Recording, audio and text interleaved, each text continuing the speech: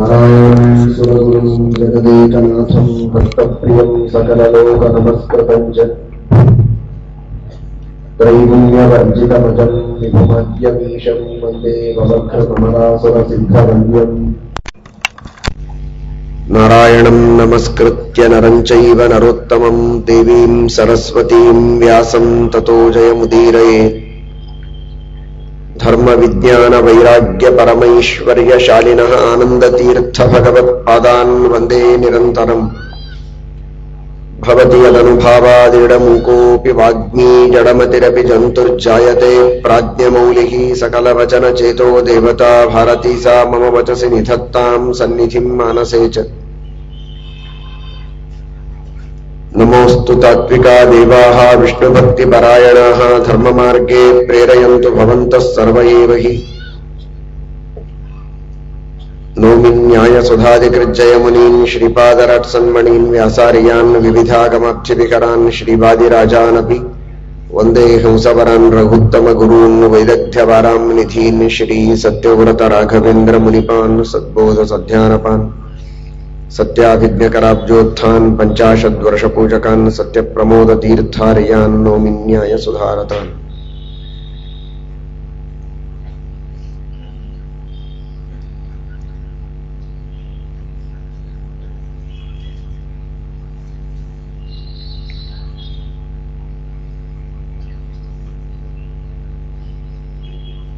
ಧರ್ಮಾತ್ಮರಾದ ಪಾಂಡವರು ವನಕ್ಕೆ ತೆರಳಿದ್ದಾರೆ. ರಾಜ್ಯದ ವೈಭವವನ್ನು ತಪ್ಪಿಸಿ ವನಕ್ಕೆ ಕಳಿಸಿದರು.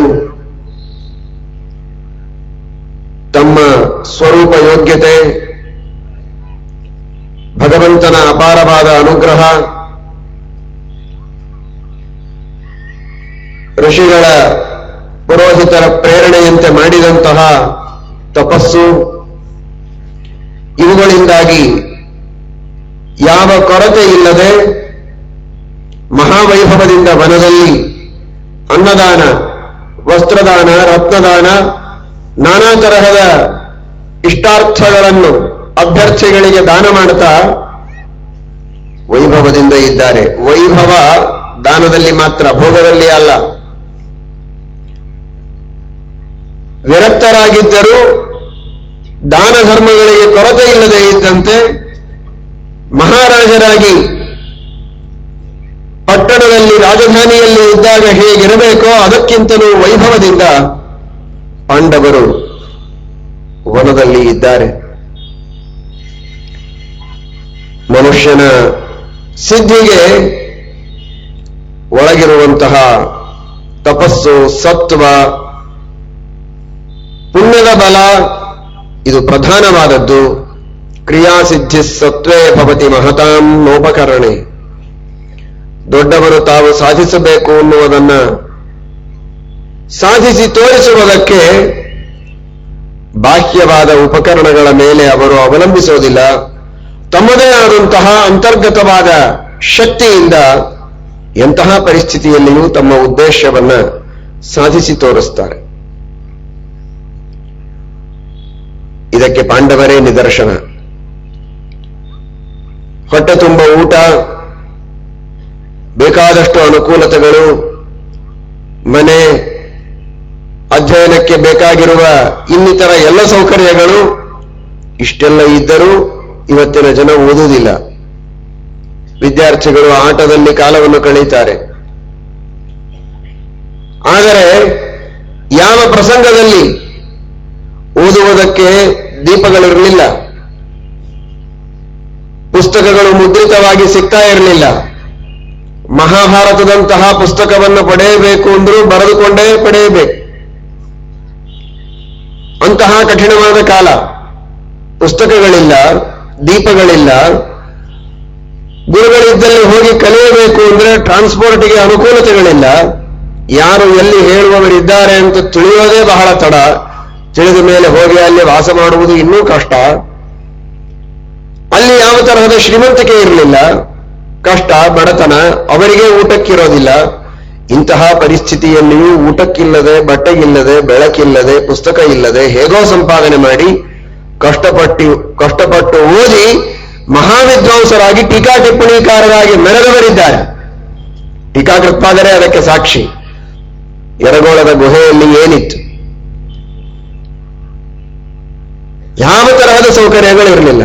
ಭಿಕ್ಷೆ ಬೇಡಿ ಶಿಷ್ಯರು ತಂದದ್ದರಲ್ಲಿ ತಾವು ಸ್ವೀಕರಿಸಿ ಶಿಷ್ಯರಿಗೂ ಕೊಟ್ಟು, ಮೇಲೆ ಯಾವ ತರಹದ ಆಶ್ರಯ ಇಲ್ಲ. ಗುಹೆ ಕೇವಲ ಮಳೆ ಬಂದರೂ ಸರಿ, ಚಳಿ, ಗಾಳಿ, ಬೆಳಕು, ಬಿಸಿಲು ಎಲ್ಲವನ್ನೂ ಸಹಿಸಿ ಇವತ್ತು ಯಾವ ಶ್ರೀಮನ್ಯಾಯ ಸುಧಾ ಗ್ರಂಥದ ಹೆಸರು ಹೇಳಿದ್ರೆ ಸಾಕು, ಸ್ಮರಣೆ ಮಾಡಿದ್ರೆ ಸಾಕು, ಅವರಿಗೆ ಎಲ್ಲ ತರಹದ ಸೌಭಾಗ್ಯ ಸಮೃದ್ಧಿಗಳು ಯಥೇಚ್ಛವಾಗಿ ಸಿಗಬಹುದೋ ಅಂತಹ ಅತ್ಯದ್ಭುತವಾದ ಗ್ರಂಥವನ್ನ ಬರೆದದ್ದು ಎಂತಹ ತಪಸ್ಸಿನಿಂದ. ರಾಘವೇಂದ್ರ ಸ್ವಾಮಿಗಳು ಪರಿಮಳ ಬರೆಯುವಾಗ ಯಾವ ರೀತಿ ಬರೆದರು ಅಂತ ನೀವೆಲ್ಲ ಕಥೆ ಕೇಳಿದ್ದೀರಿ. ಅಲ್ಲಲ್ಲಿ ಬಿದ್ದ ಒಣಗಿದ ಎಲೆಗಳನ್ನ ಸುಟ್ಟು ಆ ಬೆಳಕಿನಲ್ಲಿ ಅವರು ಗ್ರಂಥವನ್ನ ಬರೆದದ್ದು. ಹಾಗಾದರೆ ಮನುಷ್ಯ ಏನಾದರೂ ಸಾಧನೆ ಮಾಡಪ್ಪ ಅಂತ ಹೇಳಿದಾಗ ಅನುಕೂಲತೆಗಳಿಲ್ಲ ಅಂತ ಹೇಳಿ ತಪ್ಪಿಸಿಕೊಳ್ಳುವುದು, ಸಾಧನೆ ಮಾಡುವುದಕ್ಕೆ ಸೌಕರ್ಯಗಳಿಲ್ಲ ಅಂತ ಹೇಳುವುದು ಎಂತಹ ವಂಚನೆ ಎನ್ನುವುದನ್ನು ನಾವು ಅರ್ಥ ಮಾಡಿಕೊಳ್ಳಬೇಕು. ಮನಸ್ಸಿದ್ದಲ್ಲಿ, ಮನುಷ್ಯನಿಗೆ ದೃಢವಾದ ಸಂಕಲ್ಪ ಇದ್ದಾಗ ಎಂತಹ ಪರಿಸ್ಥಿತಿಯಲ್ಲಿಯೂ ತನ್ನ ಗುರಿಯನ್ನು ತಾನು ಸಾಧಿಸಬಹುದು. ಕಾರಣ ಇಷ್ಟೇ, ಬಾಹ್ಯವಾದ ಸಾಧನ ಸಲಕರಣೆಗಳಿಗೆ ದೇಶ ಕಾಲಗಳ ಒಂದು ಸೀಮೆ ಇದೆ. ಆ ಪರಿಧಿಯಲ್ಲಿ ಮಾತ್ರ ಅವುಗಳು ಸಿಗಬಹುದು. ಆದರೆ ನಿಜವಾಗಿ ನಮಗೆ ಸುಖ ಸಿಗುವುದು ಯಾವ ಭಗವಂತನಿಂದಲೋ ಆ ಭಗವಂತನಿಗೆ ಮಾತ್ರ ಯಾವ ದೇಶದ ಕಾಲದ ಸೀಮೆ ಇಲ್ಲ. ಎಲ್ಲ ದೇಶಗಳಲ್ಲಿ, ಎಲ್ಲ ಕಾಲಗಳಲ್ಲಿ, ಎಲ್ಲ ಅವಸ್ಥೆಗಳಲ್ಲಿಯೂ ನಮ್ಮ ಪ್ರಾರ್ಥನೆಯನ್ನು ಕೇಳಿ ನಮ್ಮ ಅಭೀಷ್ಟಗಳನ್ನು ಪೂರ್ಣ ಮಾಡುವುದಕ್ಕಾಗಿ ಭಗವಂತ ಕಟಿಬದ್ಧನಾಗಿ ಎಲ್ಲ ಕಡೆಗೂ ಇದ್ದಾನೆ. ಆದರೆ ಆ ಭಗವಂತನ ಮೇಲೆ ನಮಗೆ ನಂಬಿಕೆ ಇಲ್ಲ. ಯಾವ ಭಗವಂತ ನಮಗೆ ಎಲ್ಲ ಕಡೆ ಒದಗಿ ಬರ್ತಾನೆ ಅವನ ಮೇಲೆ ನಂಬಿಕೆ ಇಲ್ಲ. ಯಾವ ಬಾಹ್ಯ ಸಾಧನ ಸಲಕರಣೆಗಳು ನಮಗೆ ಕೆಲವೇ ಕಡೆಗೆ ಸಿಗುತ್ತೆ ಅವುಗಳನ್ನು ನಾವು ನಂಬಿದ್ದೇವೆ ಅನ್ನುವುದಕ್ಕಾಗಿ ನಮಗೆ ಎಲ್ಲ ಕಡೆಗೆ ಸಾಧನೆ ಮಾಡಲಿಕ್ಕೆ ಆಗುವುದಿಲ್ಲ. ಆದರೆ ಮಹಾಭಾರತ ನಮಗೆ ತಿಳಿಸಿಕೊಡುತ್ತೆ, ಅಲ್ಲಿ ಇವನು ಮಾಡಿದ್ದು ಯಾವ ಬೇರೆ ಲೌಕಿಕವಾದ ಉಪಾಯವನ್ನಲ್ಲ, ಕೇವಲ ಸೂರ್ಯಾಂತರ್ಗತ ನಾರಾಯಣನನ್ನು ಶ್ರದ್ಧೆಯಿಂದ ನೀರಿನಲ್ಲಿ ನಿಂತು ತಪಸ್ಸು ಮಾಡಿ ಒಲಿಸಿಕೊಂಡದ್ದಕ್ಕಾಗಿ ಭಗವಂತ ಅಂತಹ ವನದಲ್ಲಿಯೂ ಅವನಿಗೆ ಎಲ್ಲ ತರಹದ ಸಮೃದ್ಧಿಯನ್ನ ತನ್ನ ಅನಂತ ಹಸ್ತಗಳಿಂದ ನೀಡಿ ಅನುಗ್ರಹ ಮಾಡಿದ. ಅದು ಅಕ್ಷಯ ಪಾತ್ರ. ಏನಾದರೂ ಅನ್ನದ ಕ್ಷಯವಾಗ್ತಿರ್ಲಿಲ್ಲ, ಯಾರಿಗೂ ಕೊರತೆ ಆಗಿರಲಿಲ್ಲ. ಕಾರಣ ಅದು ಅಕ್ಷಯ. ಅಂದ್ರೆ ಭಗವಂತ, ಕ್ಷಯ ಅಂದ್ರೆ ವಾಸ, ನಿವಾಸ. ಕ್ಷಯ ಅಂದ್ರೆ ನಾಶ ಅಂತ ಒಂದು ಅರ್ಥ ಇದೆ, ನಿವಾಸ ಅಂತ ಇನ್ನೊಂದು ಅರ್ಥ ಇದೆ. ಸತ್ಯಸಂಧ ತೀರ್ಥ ಶ್ರೀಪಾದಂಗಳವರು ತಿಳಿಸ್ತಾರೆ, ಹರೇರ್ನಿವಾಸ ಸ್ಥಾನತ್ವಾತ್. ಅಂದ್ರೆ ಭಗವಂತ, ಕ್ಷಯ ಅಂದ್ರೆ ಆವಾಸ ಸ್ಥಾನ, ಪರಮಾತ್ಮನ ವಿಶೇಷವಾದ ಸನ್ನಿಧಾನ ಅದರೊಳಗೆ ಇದ್ದದ್ದರಿಂದ ಅದು ಅಕ್ಷಯ ಪಾತ್ರ ಆಯಿತು. ಯಾಕೆ ಆಯಿತು ಅದನ್ನು ತಿಳಿಯಿರಿ. ಪಾತ್ರೆಯ ಮಹತ್ವ ಅಲ್ಲ ಅದು.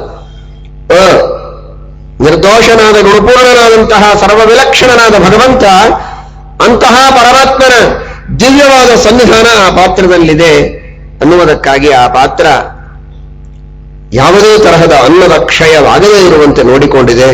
ಇಡೀ ಜಗತ್ತಿನಲ್ಲಿ ಅನ್ನದ ಕ್ಷಯ ಆಗದಿರುವಂತೆ ನೋಡಿಕೊಂಡವನು ಈ ಭಗವಂತನೇ.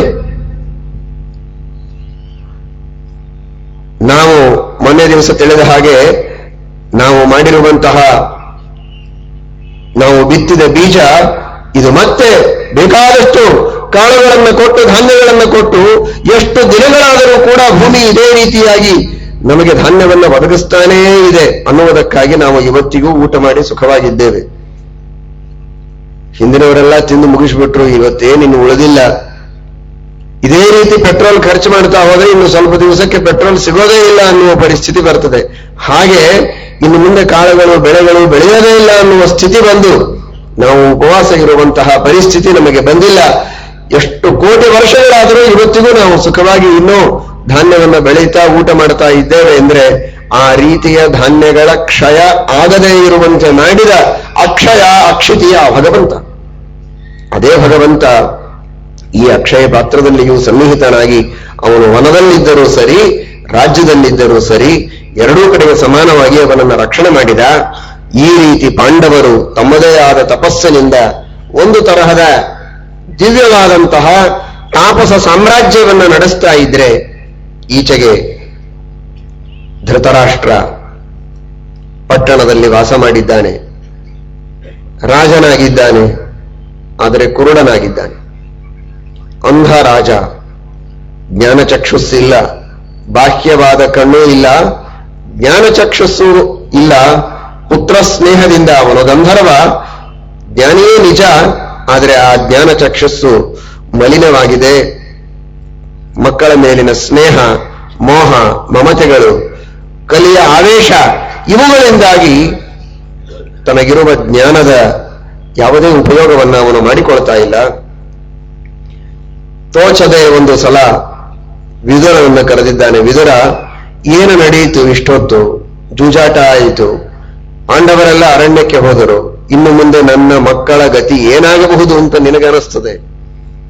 ನೀನು ಜ್ಞಾನಿ, ನಿಷ್ಪಕ್ಷಪಾತಿ, ನಿನಗೆ ಪಾಂಡವರು ಕೌರವರು ಈ ಪ್ರಭೇದ ಇಲ್ಲ, ಎಲ್ಲರನ್ನೂ ಸಮಾನವಾಗಿ ಕಾಣುವಂತಹ ವ್ಯಕ್ತಿ.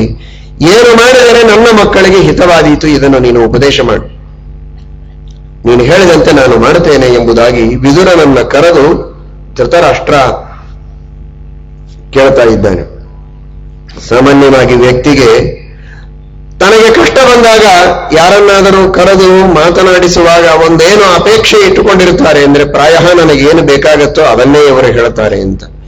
ಎಷ್ಟು ಆದರ, ಎಷ್ಟು ಪ್ರೇಮ, ಎಷ್ಟು ವಿಶ್ವಾಸ, ಎಷ್ಟು ಗೌರವ, ಏನೆಲ್ಲ ವೈಭವಗಳಿಂದ ಅವರನ್ನು ಬರಮಾಡಿಕೊಂಡು ಅವರಿಗೆ ಪ್ರಶ್ನೆಯನ್ನು ಕೇಳಿ ನಾನೇನು ಕೇಳ್ತೇನೋ ಅದನ್ನು ಇವರು ಹೂ ಅಂದ್ಬಿಡಬಹುದು ಅನ್ನುವ ದೃಷ್ಟಿಯಿಂದ ಇನ್ನೂ ಸ್ವಲ್ಪ ವಿಶೇಷವಾಗಿಯೇ ಆದರ ಉಪಚಾರಗಳನ್ನು ಮಾಡ್ತಾನೆ. ಅಂದರೆ ನನ್ನ ಮನಸ್ಸಿನಲ್ಲಿ ಇದ್ದದ್ದಕ್ಕೇನೆ, ನಾನು ಬಯಸಿದ್ದಕ್ಕೇನೆ ಇವರು ಅಷ್ಟು ಅನ್ಬೇಕು ಅನ್ನುವ ರೀತಿಯಲ್ಲಿ ಅಂದುಬಿಟ್ರೆ ಮುಗಿದೋಯ್ತು. ಅವರಿಗೆ ಕೈ ಹಿಡಿಯುವವರೇ ಇಲ್ಲ. ಇನ್ನಷ್ಟು ಮರ್ಯಾದೆ, ಇನ್ನಷ್ಟು ದಕ್ಷಿಣೆ, ಇನ್ನಷ್ಟು ವೈಭವ. ಆದರೆ ನಿಷ್ಪಕ್ಷಪಾತಿಗಳಾದ, ಧರ್ಮನಿಷ್ಠರಾದ, ನ್ಯಾಯನಿಷ್ಠರಾದ ವ್ಯಕ್ತಿಗಳು ಇದ್ದದ್ದನ್ನು ಇದ್ದ ಹಾಗೆ ಸತ್ಯವಾಗಿ ಹೇಳಿದರೆ ಮಾತ್ರ ಸಹನೆಯಾಗುವುದಿಲ್ಲ. ಆ ಅವಸ್ಥೆಯಲ್ಲಿ ಧೃತರಾಷ್ಟ್ರ ಇದ್ದಾನೆ. ನನ್ನ ಮಕ್ಕಳಿಗೆ ಯಾವುದು ಹಿತ? ಪಾಂಡವರು ಬರಲೇಬಾರದು, ನನ್ನ ಮಕ್ಕಳೇ ರಾಜರಾಗಬೇಕು, ಇದೇ ರೀತಿಯಾಗಿ ದುರ್ಯೋಧನಾದಿಗಳು ಸುಖವಾಗಿ ರಾಜ್ಯದಲ್ಲಿ ಇರಬೇಕು, ಯಾವ ರೀತಿಯ ತೊಂದರೆಯೂ ಪಾಂಡವರಿಂದ ನನ್ನ ಮಕ್ಕಳಿಗೆ ಆಗಬಾರದು, ಹಾಗೇನಾದರೂ ವಿದುರ ಉಪದೇಶ ಮಾಡಬಹುದು ಅನ್ನುವ ದೃಷ್ಟಿಯಲ್ಲಿ ವಿದುರನನ್ನ ಕರೆದು ಕೇಳಿದ. ತೇಚಾಪ್ಯಸ್ಮಾನ್ನೋದ್ಧರೇಹಿ ಸಮೂಲಾನ್ ನಕಾಮಯೇತಾಂಶ್ಚ ವಿನಶ್ಯಮಾನ.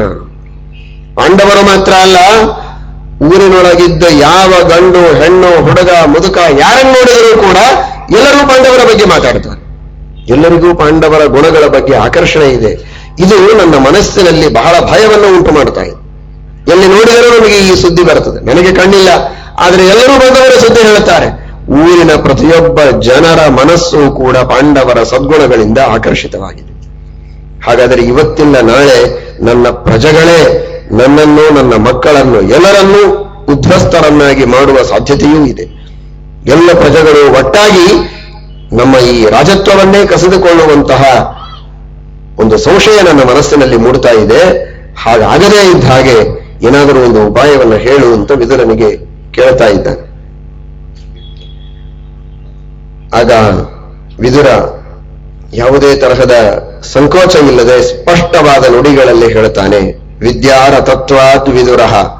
ಜ್ಞಾನದಲ್ಲಿ ಅವನಿಗೆ ಆಸಕ್ತಿ, ಯಾವುದೇ ತರಹದ ಭೋಗದಲ್ಲಿ ಅವನಿಗೆ ಆಸಕ್ತಿ ಇಲ್ಲ. ಭೋಗದಲ್ಲಿ ಆಸಕ್ತಿ ಇದ್ದವರಿಗೆ ಭೋಗಕ್ಕೆ, ತಮ್ಮ ವೈಭವಕ್ಕೆ, ತಮ್ಮ ಆಡಂಬರಕ್ಕೆ ಅಡ್ಡಿ ಬರುವುದಾದರೆ ಯಾವುದೇ ತರಹದ ಸತ್ಯವನ್ನು ಹೇಳುವುದಕ್ಕೆ ಸ್ವಲ್ಪ ಹಿಂದೇಟ ಹಾಕುವ ಸಾಧ್ಯತೆ ಇದೆ. ಆದರೆ ಇವನು ವಿದುರ, ಇವನಿಗೆ ತತ್ವಜ್ಞಾನ ಬೇಕು, ಭಗವಂತನ ಅನುಗ್ರಹವನ್ನ ಮಾತ್ರ ಬಯಸುವವ, ಇನ್ನು ಯಾವುದೇ ತರಹದ ಅಪೇಕ್ಷೆಗಳು ಇವನಿಗಿಲ್ಲ. ತಮ್ಮ ಮಂತ್ರ ಪದವಿಯಲ್ಲಿ ಕೂಡಿಸಿದ್ದಾರೆ, ತಾನೇನಾದರೂ ಹೆಚ್ಚು ಕಡಿಮೆ ಮಾತಾಡಿದರೆ ಪದವಿಯಿಂದ ಇವನನ್ನ ಕೆಳಗಿಳಿಸಿ ಓಡಿಸಬಹುದು, ಓಡಿಸಲಿ, ನನಗೆ ಪದವಿ ಬೇಡ. ಪದವೀರಥ ಅಲ್ಲ ಅವನು, ವಿದುರರ ವಿದ್ಯಾರಥ. ವಿದ್ಯಾರಥತ್ವಾದ್ ವಿದುರ. ಪದವಿ ಬೇಡ, ಹಣ ಬೇಡ, ಕಾಸು ಬೇಡ, ಯಾವುದೇ ತರಹದ ಅನ್ನ ವಸ್ತ್ರಗಳ ಸೌಕರ್ಯ ನನಗೆ ಬೇಡ, ನಾನು ಅರಣ್ಯಕ್ಕೆ ಬೇಕು ಅಂದ್ರೆ ಹೋಗ್ತೇನೆ. ಎಲ್ಲಿ ಜ್ಞಾನಕ್ಕೆ, ಶ್ರದ್ಧೆಗೆ, ಧರ್ಮಕ್ಕೆ ಬೆಲೆ ಇದೆ ಅಲ್ಲಿ ನಾನಿರ್ತೇನೆ. ಈ ನಿಷ್ಠೆ ಇದ್ದಂತಹ ವಿದುರನಿಗೆ ಯಾವ ತರಹದ ಭಯವೂ ಇಲ್ಲ. ಜೀವನದಲ್ಲಿ ವ್ಯಕ್ತಿ ಹೇಗಿರಬೇಕು ಅನ್ನುವುದನ್ನು ಮಹಾಭಾರತ ತಿಳಿಸಿಕೊಡ್ತಾ ಇದೆ. ಒಂದು, ನಾವೇ ತಿಳಿದು ಅಧರ್ಮ ನಡೆದಾಗ ಇದು ಅಧರ್ಮ ಅಂತ ಸ್ಪಷ್ಟವಾಗಿ ಹೇಳುವಂತಹ ಧೈರ್ಯವನ್ನ ತಾಳಬೇಕು. ಕೊನೆ ಪಕ್ಷ ಕೇಳಿದಾಗಾದರೂ ಗಟ್ಟಿಯಾಗಿ ಹೇಳುವಂತಹ ಎದೆಗಾರಿಕೆ ಇರಬೇಕು.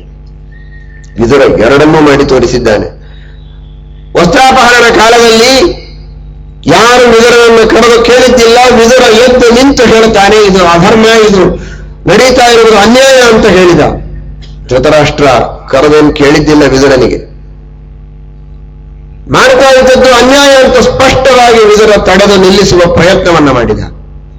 ಈಗ ಧೃತರಾಷ್ಟ್ರ ಕರೆದು ಕೇಳಿದಾಗಲೂ ಇಷ್ಟು ಪ್ರೀತಿಯಿಂದ ಕರೆದು ಕೇಳುವಾಗ ಅವನನ್ನೇ ಬೈಯುವುದು ಹೇಗೆ ಅಂತ ಸಂಕೋಚ ಮಾಡಿಕೊಳ್ಳದೆ ಅದೇ ಧೈರ್ಯದಿಂದ ಮತ್ತೆ ಅದೇ ಸತ್ಯವನ್ನೇ ಸ್ಪಷ್ಟವಾಗಿ ಹೇಳ್ತಾನೆ. ಸತ್ಯ ಯಾವತ್ತಾದರೂ ಸತ್ಯವೇ. ಧರ್ಮ, ಸತ್ಯ, ನ್ಯಾಯ ಇದು ಎಂದಿಗೂ ಬದಲಾಗುವುದಿಲ್ಲ. ನೀನು ಯಾವತ್ತು ಕೇಳಿದ್ರು ನಾನು ಅದನ್ನೇ ಹೇಳು. ಎಷ್ಟೋ ಜನ ನಿಜವಾಗಿ ಬಹಳ ಆಶ್ಚರ್ಯವಾಗತ್ತೆ. ನಮ್ಮ ಹತ್ತಿರ ಬಂದವರು ಅನೇಕ ಜನ ಬೇರೆ ಬೇರೆ ಕಷ್ಟಗಳನ್ನ ಕೇಳಿಕೊಳ್ತಾ ಇರುವಾಗ ಹೀಗೆ ಮಾಡಿ, ದೇವರ ಸೇವೆ ಮಾಡಿ, ವಿಷ್ಣುವಿನ ಉಪಾಸನೆ ಮಾಡಿ, ವಿಷ್ಣು ಸಹಸ್ರನಾಮ ವಾಯುಸ್ಥಿತಿಗಳನ್ನ ಪಠನ ಮಾಡಿ, ಅಲ್ಲ ಮೊನ್ನೆ ಬಂದಾಗ ಒಂದೇನೋ ಕೇಳಿದ್ವಿ, ಆಗ ಇದನ್ನೇ ಹೇಳಿದ್ರಿ, ಈಗ ಮತ್ತೆ ಅದನ್ನೇ ಹೇಳ್ತೀರಲ್ಲ ಅಂತಂತ ಹೇಳಿದ್ರೆ ಏನ್ ಹೇಳ್ಬೇಕು ಅವರಿಗೆ? ದೇವರು ಬೇರೆ ಆಗ್ತಾನ? ಯಾವ ಸಮಸ್ಯೆಗಳಿದ್ದರೇನು? ಎಲ್ಲ ಸಮಸ್ಯೆಗಳಿಗೂ ಮೂಲ ಒಂದೇ, ನಮ್ಮ ಕರ್ಮಗಳು. ಆ ಕರ್ಮಗಳಿಗೆ ಪ್ರೇರಕನಾದ ಸ್ವಾಮಿ ಒಬ್ಬನೇ ನಾರಾಯಣ, ಮೋಚಕನೂ ಅವನೇ. ಎಷ್ಟು ಕಷ್ಟಗಳಿದ್ದರೇನು? ಔಷಧಿಗಳನ್ನು ಬದಲಾಯಿಸುವಂತೆ ದೇವರನ್ನ ಬದಲಾಯಿಸುವ ಹಾಗಿಲ್ಲ. ಒಂದು ಶಕ್ತಿ ಇರುವ ವನಸ್ಪತಿ ಇನ್ನೊಂದು ಶಕ್ತಿಯನ್ನ ಪಡೆದಿಲ್ಲ. ಆದರೆ ಭಗವಂತ ಸರ್ವಶಕ್ತ. ಎಲ್ಲಾ ರೋಗಗಳನ್ನು, ಎಲ್ಲಾ ಸಮಸ್ಯೆಗಳನ್ನು ಬಗೆಹರಿಸುವ ಶಕ್ತಿ ಒಬ್ಬನೇ ಭಗವಂತನಿಗಿದ್ದಾಗ ಬದಲಾಯಿಸುವ ಅವಶ್ಯಕತೆ ಏನು? ಬೇರೆ ಬೇರೆ ತರಹದ ಸಮಸ್ಯೆಗಳಿಗೆ ಬೇರೆ ಬೇರೆ ತರಹದ ಡಿಪಾರ್ಟ್ಮೆಂಟ್ಗಳು, ಬೇರೆ ಬೇರೆ ಆಫೀಸರ್ಸ್ ಎಲ್ಲ ಇರ್ತಾರೆ. ಆದರೆ ರಾಜ್ಯಕ್ಕೆ ಗವರ್ನರ್ ಮಾತ್ರ ಒಬ್ಬನೇ. ಏನಿದ್ದರೂ ಅವನ ಹತ್ರ ಹೋಗಬಹುದು. ಹಾಗೆ ನಾನಾ ತರಹದ ಸಮಸ್ಯೆಗಳಿಗೆ ನಾನಾ ದೇವತೆಗಳಿರಬಹುದು, ನಾನಾ ಔಷಧಿಗಳಿರಬಹುದು. ಆದರೆ ಎಲ್ಲಾ ಜಡ ಔಷಧಿಗಳಿಗೂ ಚೇತನರಾದ ದೇವತೆಗಳಿಗೂ ನಿಯಾಮಕನಾದ ಸ್ವಾಮಿ ನಾರಾಯಣ ಮಾತ್ರ ಒಬ್ಬನೇ ಒಬ್ಬ. ಯಾವುದೇ ಸಮಸ್ಯೆ ಇರಲಿ, ಯಾವುದೇ ಕಷ್ಟ ಇರಲಿ, ನಮಗೇನೇ ಬೇಕಾಗಲಿ, ಇಷ್ಟಾರ್ಥಗಳನ್ನು ಪಡೆಯುವುದಾಗಲಿ ಆ ಭಗವಂತನನ್ನೇ ಭಜಿಸಬೇಕು. ಅದರಂತೆ ಧರ್ಮವೂ ಕೂಡ ಆ ಭಗವಂತನಿಂದ ಆಜ್ಞಪ್ತವಾದದ್ದು, ಒಂದೇ ವಿಧವಾದದ್ದು, ಅದರಲ್ಲಿ ಬದಲಾವಣೆ ಇಲ್ಲ. ಅದೇ ಧೈರ್ಯದಿಂದ ವಿದುರ ಧರ್ಮವನ್ನ ಉಪದೇಶ ಮಾಡುತ್ತಾ ಇದ್ದಾನೆ. ಏಷ ಧರ್ಮ ಪರಮೋ ಯತ್ ಸ್ವಕೇನ ರಾಜ ತುಷ್ಯೇ ನ ಪರಸ್ವೇಷ ವೃದ್ಧೇ. ರಾಜ, ನಿನ್ನದನ್ನು ನೀನು ಅಪೇಕ್ಷೆ ಪಡುವುದರಲ್ಲಿ ಯಾವ ತಪ್ಪೂ ಇಲ್ಲ. ದುರ್ಯೋಧನಾದಿಗಳು ಸುಖವಾಗಿ ರಾಜ್ಯದಲ್ಲಿ ಇರಬೇಕು ಅಂತ ನೀನು ಅಪೇಕ್ಷೆ ಪಟ್ಟರೆ ನಾನು ಅದನ್ನು ನಿಷೇಧ ಮಾಡುವುದಿಲ್ಲ. ಆದರೆ ಪಾಂಡವರಿಗೂ ಈ ರಾಜ್ಯದಲ್ಲಿ ಹಕ್ಕಿದೆ. ಆ ಪಾಂಡವರಿಗೂ ಕೂಡ ರಾಜ್ಯದಲ್ಲಿ ನೀನು ಭಾಗವನ್ನ ಕೊಡಬೇಕು. ಕೊಟ್ಟಿದ್ದಿ. ಇಂದ್ರಪ್ರಸ್ಥದಲ್ಲಿ ಅವರಿಗೆ ರಾಜ್ಯವನ್ನು ಕಲ್ಪಿಸಿಕೊಟ್ಟಿದ್ದಿ. ಸುಖವಾಗಿ ಇದ್ರು, ರಾಜಸೂಯಾಗವನ್ನು ಮಾಡಿದರು. ಇಡೀ ಜಗತ್ತಿನ ಎಲ್ಲ ರಾಜರೂ ಒಂದು ಕಾಲಿಗೆ ಬೀಳುವಂತೆ ಮಾಡಿ ನಿನ್ನ ಕೀರ್ತಿಯನ್ನು ಬೆಳೆಸಿದರು. ಅಂತಹ ಪಾಂಡವರಿಗೆ ನೀನು ಅನ್ಯಾಯ ಮಾಡತಕ್ಕದ್ದಲ್ಲ. ಜೂಜಾಟ ಇದು ಧರ್ಮ ಅಲ್ಲ.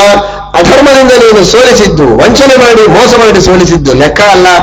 ಅವರ ಸ್ವತ್ತನ್ನ ಅವರಿಗೆ ಕೊಡು, ನಿನ್ನ ಮಕ್ಕಳು ಬದುಕ್ತಾರೆ, ಇಲ್ಲದೆ ಇದ್ರೆ ಸಾಯ್ತಾರೆ. ಇನ್ನು 10 ಸಲ ನೀನು ಕರೆದು ಕೇಳಿದ್ರು ನಾನು ಇದನ್ನೇ ಹೇಳುದು, ಇದರಲ್ಲಿ ಎರಡು ಮಾತಿಲ್ಲ ಅಂತ ವಿದುರ ಅತ್ಯಂತ ನಿಷ್ಠುರವಾಗಿ ಹೇಳ್ತಾನೆ. ಸಾಕ್ಷಾತ್ ಅರ್ಜುನ, ಭೀಮಸೇನ ದೇವರು ಇವರಿಬ್ಬರು ಯಾವ ಪಕ್ಷದಲ್ಲಿದ್ದಾರೆ ಆ ಪಕ್ಷದಲ್ಲಿ ಯಾವತ್ತಿಗಾದರೂ ವಿಜಯ ಇದೆ. ಯೇಷಾಂ ಯೋದ್ಧ ಸವ್ಯಸಾಚೀ ಕೃತಾಸ್ತ್ರ ಧನುರ್ಯೇಷಾಂ ಗಾಂಡಿವಂ ಲೋಕಸಾರಂ ಯೇಷಾಂ ಭೀಮೋ ಬಾಹುಶಾಲೀ ಚ ಯೋದ್ಧ ತೇಷಾಂ ಲೋಕೆ ಕಿನ್ನು ನ ಪ್ರಾಪ್ಯಮಸ್ತಿ. ಸಂಜಯ ಕೊನೆಗೆ ಭಗವದ್ಗೀತೆಯಲ್ಲಿ ಹೇಳುವ ಮಾತಿಗೆ ಇಲ್ಲಿ ವ್ಯಾಖ್ಯಾನವನ್ನು ನಾವು ಕಾಣಬಹುದು. ಯತ್ರ ಯೋಗೇಶ್ವರ ಕೃಷ್ಣ ಯತ್ರ ಪಾರ್ಥೋ ಧನುರ್ಧರ ತತ್ರ ಶ್ರೀ ವಿಜಯೋ ಭೂತಿರ್ಧ್ರುವ ನೀತಿರ್ಮತಿರ್ಮಮ. ಎಲ್ಲಿ ಯಾವ ಪಕ್ಷದಲ್ಲಿ ಅರ್ಜುನ ಇದ್ದಾನೆ, ಯಾವ ಪಕ್ಷದಲ್ಲಿ ಭೀಮಸೇನ ದೇವರಿದ್ದಾರೆ, ಶ್ರೀಕೃಷ್ಣ ಪರಮಾತ್ಮ ಇದ್ದಾನೆ, ಆ ಪಕ್ಷಕ್ಕೆ ವಿಜಯವಾಗತ್ತೆ ಅಂತ. ಸಂಜಯ ಸ್ಪಷ್ಟವಾಗಿ ಭೀಮನ ಹೆಸರು ಹೇಳಲಿಲ್ಲ. ಯತ್ರ ಯೋಗೇಶ್ವರ ಕೃಷ್ಣ ಯತ್ರ ಪಾರ್ಥೋ ಧನುರ್ಧರ, ಇಬ್ಬರ ಹೆಸರನ್ನು ಮಾತ್ರ ಹೇಳಿದ್ದಾನೆ, ಅರ್ಜುನ ಕೃಷ್ಣ. ಆದರೆ ಭೀಮಸೇನ ದೇವರನ್ನು ಅಲ್ಲಿ ತಿಳಿಯಲೇಬೇಕು. ವಿದುರ ಯುದ್ಧದ ಪ್ರಾರಂಭದಲ್ಲಿಯೇ ಯುದ್ಧವನ್ನ ಇನ್ನೂ ಮುಂದೆ ಇರುವಾಗಲೇ ಸೂಚನೆ ಮಾಡುವಾಗ ಹೇಳ್ತಾನೆ, ಯಶಾಂ ಭೀಮೋ ಬಾಹುಶಾಲಿ ಚ ಯುದ್ಧ. ಯಾವ ಪಕ್ಷದಲ್ಲಿ ಭೀಮಸೇನ ದೇವರಿದ್ದಾರೆ, ಯಾವ ಪಕ್ಷದಲ್ಲಿ ಅರ್ಜುನ ಇದ್ದಾನೆ, ಆ ಪಕ್ಷದಲ್ಲಿ ವಿಜಯವಾಗುವುದು ನಿಶ್ಚಿತ. ಪಾರ್ಥ ಅನ್ನುವ ಶಬ್ದ ಅರ್ಜುನನ ಸ್ವತ್ತಲ್ಲ, ಅದು ಕುಂತಿಯ ಮಕ್ಕಳೆಲ್ಲ ಪಾರ್ಥರು. ಭೀಮಸೇನ ದೇವರು ಪಾರ್ಥರೇ. ಭೀಮಸೇನ ದೇವರು ಧನುರ್ಧರಣ ಮಾಡಿ ಯುದ್ಧವನ್ನ ಮಾಡಿದ್ದಾರೆ. ಅಂತಹ ಭೀಮಸೇನ ದೇವರು ಪ್ರಣವ ಧನುಸ್ಸನ್ನು ಧಾರಣ ಮಾಡಿದ ವಾಯುದೇವರು ಹೌದು. ಧನುಸ್ಸನ್ನು ಧಾರಣ ಮಾಡಿ ಬೇಕಾದಷ್ಟು ಬಾಣಗಳಿಂದ ಯುದ್ಧವನ್ನು ಮಾಡಿದ್ದು ಸತ್ಯ. ಪಾರ್ಥರು ಧನುರ್ಧರರು ಭೀಮಸೇನ ದೇವರು, ಅರ್ಜುನ ಇವರೂ ಕೂಡ. ಭೀಮಸೇನ ದೇವರನ್ನ ಮುಖ್ಯವಾಗಿ ನಾವು ಅಲ್ಲಿ ಸ್ವೀಕಾರ ಮಾಡಲೇಬೇಕು. ನಿಜವಾದ ಜಯವಾಗುವುದು ಯಾವಾಗ ಆಲೋಚನೆ ಮಾಡಿ. ಪ್ರತಿಪಕ್ಷದಲ್ಲಿರುವ ಪ್ರಧಾನನಾದಂತಹ ವ್ಯಕ್ತಿ, ನಾಯಕ, ಶತ್ರು ಅವನ ನಾಶವಾದಾಗ ತಾನೇ ವಿಜಯ ಅಂತ ಅನ್ನೋದು. ಕೇವಲ ಸೈನಿಕರು ಸತ್ತಾಗ ವಿಜಯ ಅಲ್ಲ, ಸೇನಾಪತಿಗಳು ಮಂತ್ರಿಗಳು ಉರುಳಿದಾಗ ವಿಜಯವಾಗುವುದಿಲ್ಲ. ಎಲ್ಲಿಯವರೆಗೆ ರಾಜ ಜೀವಂತವಾಗಿ ಇನ್ನೂ ಪರಾಕ್ರಮಿಯಾಗಿ ಯುದ್ಧ ಮಾಡುವುದಕ್ಕೆ ಸನ್ನದ್ಧನಾಗಿದ್ದಾನೆ, ಅಲ್ಲಿಯವರೆಗೆ ವಿಜಯವನ್ನು ಗಳಿಸಿದಂತಲ್ಲ. ಆ ವಿಜಯ ನಿಜವಾಗಿ ಸಿಕ್ಕಿದ್ದು ಯಾರಿಂದ? ದುರ್ಯೋಧನನ ಪಾತವನ್ನ ಮಾಡಿ ವಿಜಯವನ್ನು ಸಾಧಿಸಿದ್ದು ಭೀಮಸೇನ ದೇವರೇ ಹೊರತು ಅರ್ಜುನ ಅಲ್ಲ. ಹಾಗಾದರೆ ಸಂಜಯನ ಮಾತಿಗೆ ಯತ್ರ ಪಾರ್ಥೋ ಧನುರ್ಧರ ತತ್ರ ಶ್ರೀ ವಿಜಯೋಭೂತಿ, ಯಾವ ಪಕ್ಷದಲ್ಲಿ ಭೀಮಸೇನ ದೇವರಿದ್ದಾರೆ ಆ ಪಕ್ಷದಲ್ಲಿ ವಿಜಯ, ಯಾವ ಪಕ್ಷದಲ್ಲಿ ಅರ್ಜುನ ಇದ್ದಾನೆ ಆ ಪಕ್ಷದಲ್ಲಿ ವಿಜಯ. ದೇವೇಂದ್ರ ಅರ್ಜುನ ಏನು ಸಾಮಾನ್ಯ ಅಲ್ಲ, ಆದರೆ ಭೀಮಸೇನ ದೇವರ ನಂತರದಲ್ಲಿ ಅರ್ಜುನನ ಸ್ಥಾನ. ಇದು ಕೇವಲ ಈ ಯುದ್ಧದಲ್ಲಿ ಮಾತ್ರ ಅಲ್ಲ, ನಮ್ಮ ನಿತ್ಯದ ಜೀವನದ ಯುದ್ಧದಲ್ಲಿಯೂ ಸರಿ. ಯಾವ ಪಕ್ಷದಲ್ಲಿ ಭೀಮಾರ್ಜುನರು ಇದ್ದಾರೆ ಆ ಪಕ್ಷದಲ್ಲಿ ವಿಜಯ. ಯಾರು ಭೀಮಾರ್ಜುನರು, ಯಾರು ದುರ್ಯೋಧನ ದುಶ್ಯಾಸನ?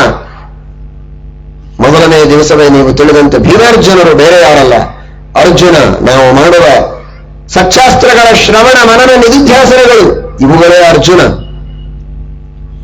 ಭಕ್ತಿರ್ಜ್ಞಾನಂ ಸವೈರಾಗ್ಯಂ ಪ್ರಜ್ಞಾ ಮೇಧಾ ಧೃತಿಸ್ಥಿತಿ, ಜ್ಞಾನ ಭಕ್ತಿ ವೈರಾಗ್ಯಾದಿ ಸದ್ಗುಣಗಳೇ ಭೀಮಸೇನ ದೇವರು.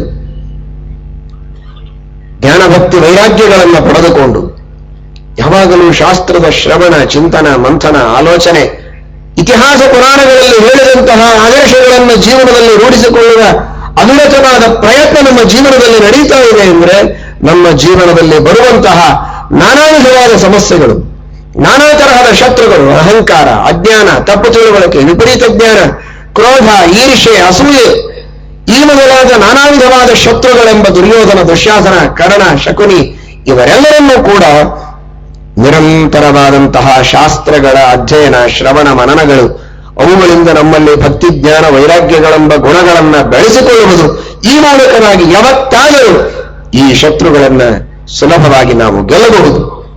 ಇದು ಆಧ್ಯಾತ್ಮಿಕವಾದ ಮಹಾಭಾರತದ ಸಂದೇಶ. ವಿದುರನ ಆಂತರ್ಯ ಶ್ರೀಮದ್ ಆನಂದ ತೀರ್ಥ ಭಗವತ್ಪಾದಾಚಾರ್ಯರು ಅದನ್ನು ತಿಳಿಸ್ತಾರೆ. ಸರ್ವಮಧ್ಯಾತ್ಮನಿಷ್ಠಂ ಈ ಭಾರತಂ ಪರಿಚಕ್ಷತೆ. ಅದಕ್ಕಾಗಿ ನಾನು ನಿನಗೆ ಮೊದಲೇ ಹೇಳಿದ್ದೆ, ಯಾವತ್ತು ಗೊತ್ತಾ, ದುರ್ಯೋಧನನ ತೊಟ್ಟಲೆಲ್ಲ ಹಾಕುವಾಗಲೇ ತೊಟ್ಟಲಿನೆಲ್ಲ ಹಾಕಬೇಡ, ತಿಪ್ಪೆಯಲ್ಲಿ ಹಾಕು ಅಂತ ನಿನಗೆ ಹೇಳಿದ್ದೆ. ಇವತ್ತಲ್ಲ. ವಿದುರನ ನಿಷ್ಠುರತೆ ನೋಡಿ, ಏನದು ಸಭಾ ಮಧ್ಯದಲ್ಲಿ ಹೇಳ್ತಾ ಇದ್ದಾನೆ. ಧೃತರಾಷ್ಟ್ರನ ಎದುರಿನಲ್ಲಿ ಸಭಾ ಮಧ್ಯದಲ್ಲಿ ಹೇಳ್ತಾನೆ, ಈ ದುಷ್ಟ ದುರ್ಯೋಧನನನ್ನ ತೊಟ್ಟಲಲ್ಲಿ ತೂಗುವುದು ಬೇಡ, ನಾಮಕರಣ ಮಾಡುವುದು ಬೇಡ, ತಿಪ್ಪೆಯಲ್ಲಿ ಹಾಕು, ಇವನಿಂದ ಇಡೀ ನಿಮ್ಮ ಕುಲಕ್ಕೆ ನಾಶವಾಗುತ್ತೆ ಅಂತ ನಾನು ಭವಿಷ್ಯ ಹೇಳಿದ್ದೇ ಇಲ್ವೋ? ಯಾಕೆ ಕೇಳಲಿಲ್ಲ ಅವತ್ತು ಆ ಮಾತು? ಪುತ್ರಂ ತ್ಯಜೇರಂ ಅಹಿತಂ ಕುಲಸ್ಯ ಹಿತಂ ಪರಂ ನಚ ತತ್ವಂ ಚಕರ್ಥ. ಆಗಲೂ ನೀನು ಆ ಮಾತು ಕೇಳಲಿಲ್ಲ. ಹೋಗ್ಲಿ, ಹಾಳಾಗೋಗ್ಲಿ, ಏನೋ ಬೆಳೆದ ಅಂತಂದ್ರೆ ಇವತ್ತಾದರೂ ಕೊನೆಗೆ ಈ ಮಾತು ಕೇಳು. ಕರೆಸು ಪಾಂಡವರನ್ನ, ಅವರ ರಾಜ್ಯವನ್ನ ಅವರಿಗೆ ಕೊಡು, ಇವರೂ ಸುಖವಾಗಿರ್ಲಿ ಅವರೂ ಸುಖವಾಗಿರ್ಲಿ, ಇಷ್ಟಾದರೂ ಮಾಡು. ಇಬ್ಬರೂ ಸೇರಿ ಬೇಕೆಂದರೆ ರಾಜ್ಯವನ್ನ ಮಾಡಲಿ. ಆದರೆ ಪಾಂಡವರ ನ್ಯಾಯದಿಂದ ಗಳಿಸಿದ ರಾಜ್ಯವನ್ನ ಕಸಿದುಕೊಳ್ಳುವ ಅಧಿಕಾರ ನಿನಗಿಲ್ಲ. ಪಾಂಡೋ ಪುತ್ರಂ ಪ್ರಕುರುಷ್ವಾಧಿಪತ್ಯೆ. ನೀನು ಅವನಿಗೆ ಮರ್ಯಾದೆಯಿಂದ ಕರೆದು ರಾಜ್ಯ ಕೊಟ್ಟರೆ ನಿನ್ನ ಮಕ್ಕಳು ರಾಜ್ಯದಲ್ಲಿ ಭಾಗವನ್ನ ಪಡೆದು ಇಬ್ಬರೂ ಸುಖವಾಗಿರಬಹುದು. ಇಲ್ಲ ಅಂದರೆ 13 ವರ್ಷ 12 ವರ್ಷ ವನವಾಸ, 1 ವರ್ಷ ಅಜ್ಞಾತವಾಸವನ್ನ ಮುಗಿಸಿಕೊಂಡು ಬಂದ ಪಾಂಡವರು ಯುದ್ಧವಾಡಿ ಮಕ್ಕಳನ್ನೆಲ್ಲ ಸರ್ವನಾಶ ಮಾಡಿ ತಾವು ರಾಜ್ಯವನ್ನು ಸ್ವೀಕಾರ ಮಾಡುತ್ತಾರೆ. ನಿನ್ನ ಮಕ್ಕಳಿಗೆ ಸಿಗುವ ಭಾಗ್ಯವೂ ಸಿಗೋದಿಲ್ಲ, ಅದನ್ನು ತಪ್ಪಿಸಿಕೊಳ್ಳಬೇಡ.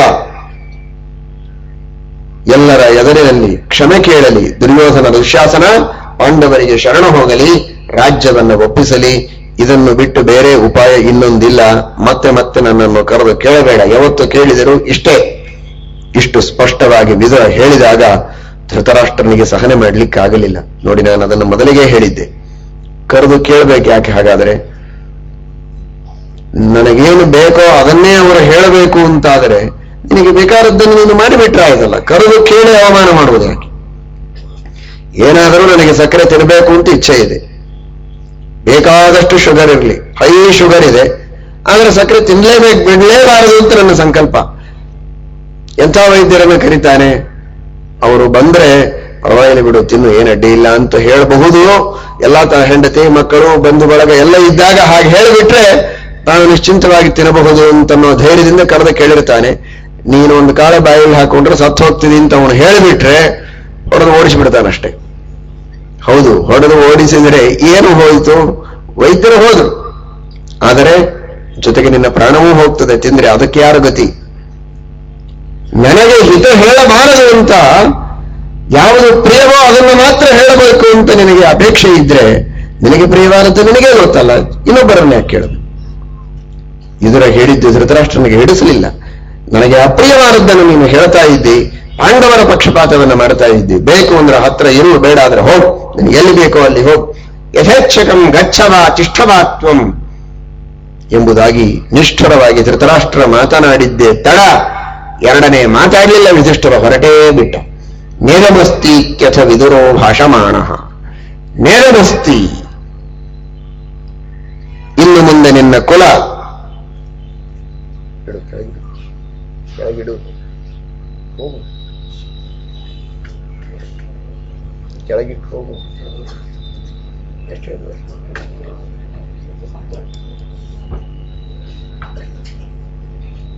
ಕಳಸ ನೇರಮಿತ್ಯಥ ವಿದುರೋ ಭಾಷಮಾಣ. ಈ ಕುಲ ಇನ್ನು ಉಳಿಯೋದಿಲ್ಲ, ನಾನು ಬರೆದು ಕೊಡ್ತೇನೆ ಅಂತ ಹೇಳಿದ್ದೇ ತಡ. ಎರಡನೇ ಮಾತಾಡದೆ ಅಲ್ಲಿಂದ ಹೊರಟು ಹೋಗಿದ್ದಾನೆ. ಆಗ ನೇರವಾಗಿ ಕಾಮ್ಯಕವನಕ್ಕೆ ಬಂದಿದ್ದಾನೆ. ಕಾಮ್ಯಕವನದಲ್ಲಿ ಪಾಂಡವರಿದ್ದಾರೆ. ಏನು ವಿದುರನಿಗೆ ಸಂತೋಷ!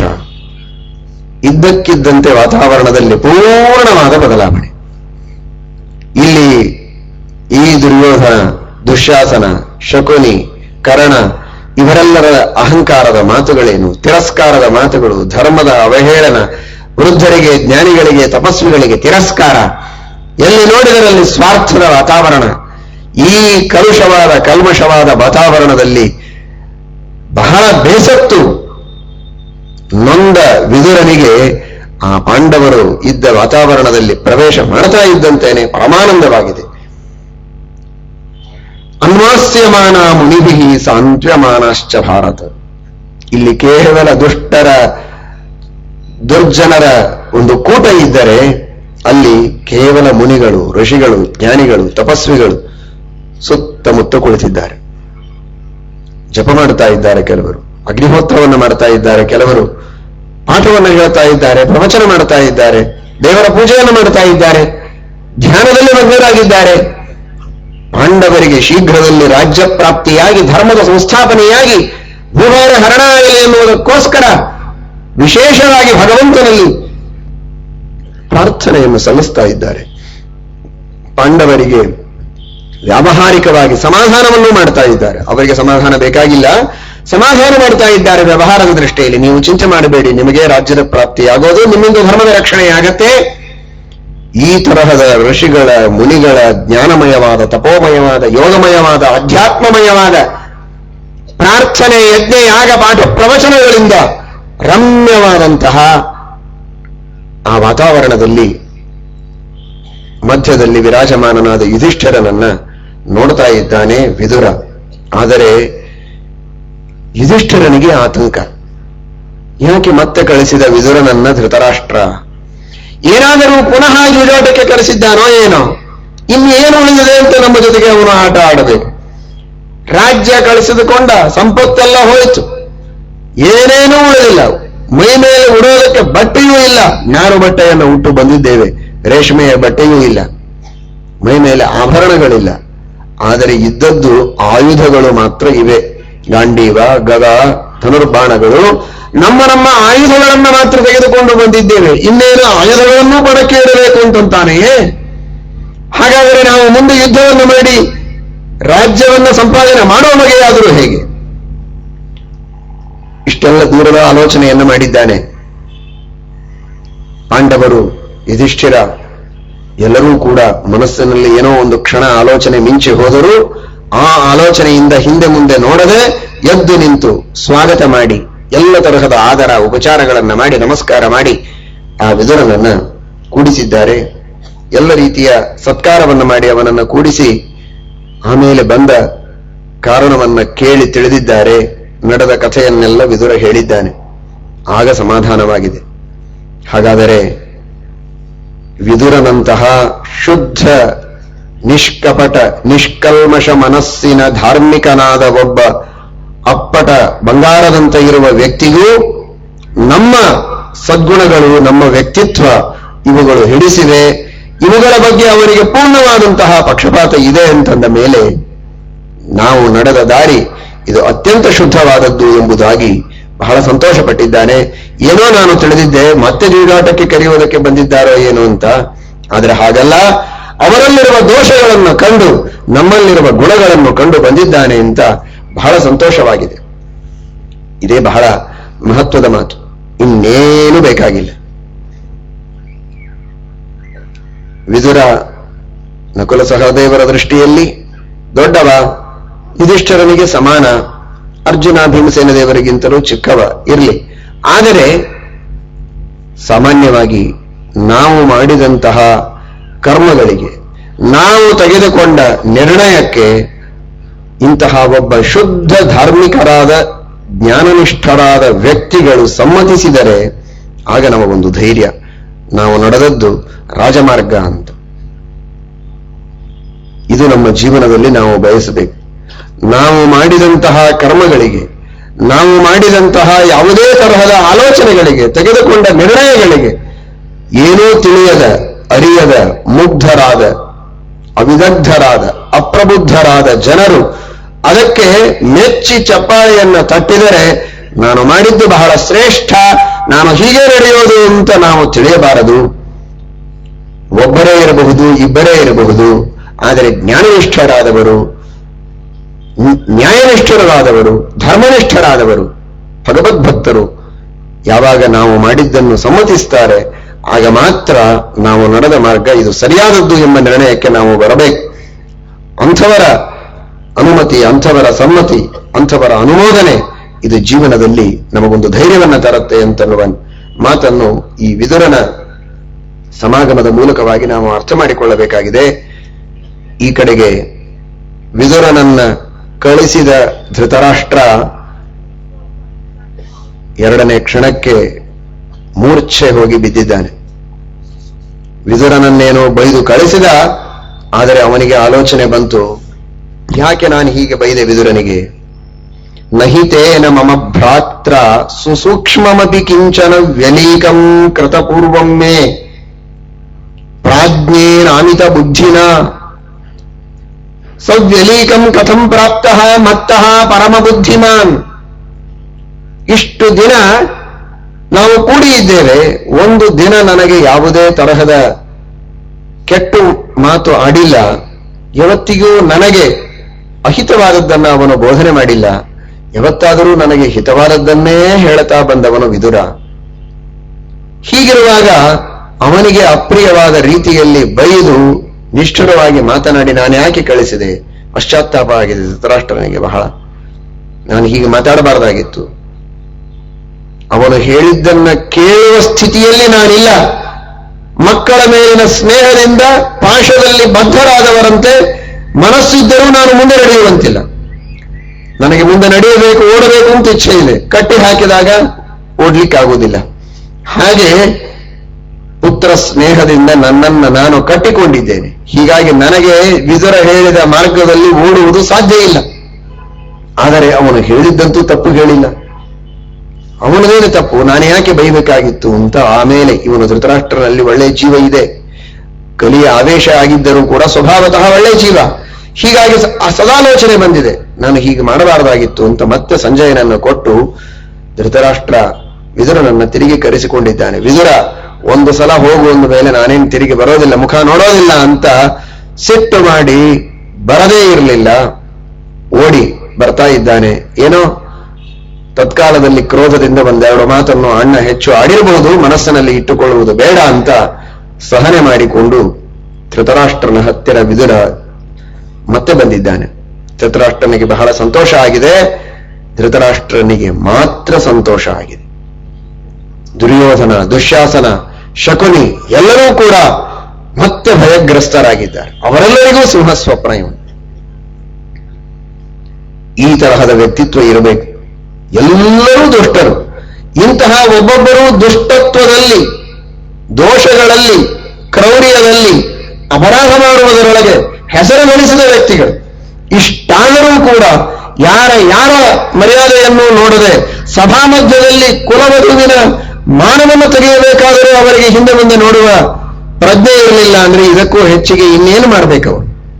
ಇಂತಹ ಮಹಾ ಅಪರಾಧಿಗಳು, ವಿವೇಕ ಕಳೆದುಕೊಂಡವರು, ಯಾವ ತರಹದ ಕ್ರೌರ್ಯವನ್ನು ಮಾಡುವುದಕ್ಕೂ ಹಿಂದೆ ಮುಂದೆ ನೋಡದೆ ಅರಗಿನ ಮನೆಯಲ್ಲಿ ಸುಡುವುದಕ್ಕೂ, ವಿಷ ಕುಡಿಸಿ ಸಾಯುವುದಕ್ಕೂ, ನೀರಿನಲ್ಲಿ ಮುಳುಗಿಸುವುದಕ್ಕೂ, ಹಾವು ಕಚ್ಚಿಸಿ ಕೊಲ್ಲುವುದಕ್ಕೂ ಆಲೋಚನೆ ಮಾಡಿದಂತಹ ಈ ಎಲ್ಲ ದುರ್ಜನರಿಗೂ ಕೂಡ ವಿದುರ ಅಂತ 3 ಅಕ್ಷರ ಕೇಳಿದ ಕ್ಷಣಕ್ಕೆ ನಡುಗುತ್ತಾ ಇತ್ತು ಮೈಯೆಲ್ಲ. ಯಾಕೆ ಅಂದ್ರೆ ಏನು ಮಾಡಬೇಕು ಅವನನ್ನ ಅಂತ. ಹಣ ಕೊಟ್ಟು ಅವನನ್ನ ವಶ ಮಾಡಿಕೊಳ್ಳೋಣ ಅಂದ್ರೆ ಹಣ ಬೇಡ ಅಂತ. ಅಧಿಕಾರದ ದಾಹ ಇದ್ರೆ ಅಧಿಕಾರವನ್ನು ಕೊಟ್ಟು ಸಂತೋಷ ಪಡಿಸಬಹುದು, ಅದರ ಅಪೇಕ್ಷೆಯೂ ಅವನಿಗಿಲ್ಲ. ಇದ್ರೆ ಇರಲಿ, ಹೋದ್ರೆ ಹೋಗಲಿ ಅಂತಾನೆ. ಅಧಿಕಾರ ಬೇಕಿಲ್ಲ, ಹಣ ಬೇಕಿಲ್ಲ, ಏನೇನೂ ಬೇಡ, ಧರ್ಮ ಒಂದೇ ಬೇಕು ಅಂತಾನೆ. ಇಂಥವನಿಗೆ ಧರ್ಮ ಬೇಡೇ ಬೇಡ ಅನ್ನುವ ನಾವು ಏನು ಮಾಡಿ ಮನಸ್ಸು ಒಲಿಸುವುದಕ್ಕೆ ಸಾಧ್ಯ ಇದೆ? ಹಾಗಾದರೆ ಅಂತಹ ನಿಸ್ಪೃಹನಾದ ಒಬ್ಬ ನ್ಯಾಯನಿಷ್ಠನಾದ ಧಾರ್ಮಿಕನಾದ ವ್ಯಕ್ತಿ ಮಧ್ಯದಲ್ಲಿ ಇದ್ದ ಅಂದ್ರೆ ಯಾವ ರೀತಿ ಉಳಿದವರಿಗೆ ಅವನು ಸಿಂಹಸ್ವಪ್ನನಾಗ್ತಾನೆ ಅಂತನ್ನುವುದಕ್ಕೆ ವಿದುರನೇ ಸಾಕ್ಷಿ.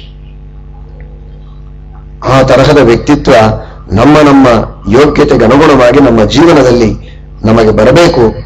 ಸುಮ್ಮನೆ ಯಾಕೆ ಇನ್ನೊಬ್ಬರ ಮನಸ್ಸು ನೋಯಿಸಬೇಕು ಅಂತನ್ನುವುದಕ್ಕೋಸ್ಕರ ಧರ್ಮವನ್ನು, ನ್ಯಾಯವನ್ನು, ನೀತಿಯನ್ನು ನಾವೇ ಬಿಡ್ತಾ ಹೋಗುವುದಲ್ಲ. ನಮ್ಮ ಧರ್ಮ, ನಮ್ಮ ನ್ಯಾಯವನ್ನು ನಾವು ಗಟ್ಟಿಯಾಗಿ ಇಟ್ಟುಕೊಂಡಿದ್ರೆ ಇವತ್ತಿಲ್ಲ, ನಾಳೆ ಆದರೂ ವಿಜಯ ನಮಗೆ ಸಿಗುವುದು ನಿಶ್ಚಿತ.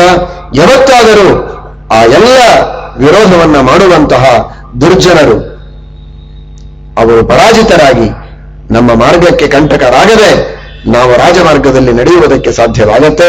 ಅವರು ಯೋಗ್ಯರಾಗಿದ್ರೆ ಅವರೂ ಸನ್ಮಾರ್ಗಕ್ಕೆ ಬರ್ತಾರೆ. ಇಲ್ಲ ಅಂದರೆ ನಾವು ಅವರನ್ನ ಗೆದ್ದು ಸನ್ಮಾರ್ಗದಲ್ಲಿ ನಡೆಯಬಹುದು. ಈ ಒಂದು ಧೈರ್ಯವನ್ನ ವಿದುರ ತನ್ನ ಜೀವನದ ಆದರ್ಶದ ಮೂಲಕ ಎಲ್ಲ ಸಜ್ಜನರ ಮನಸ್ಸಿನಲ್ಲಿ ತುಂಬುತ್ತಾ ಇದ್ದಾನೆ.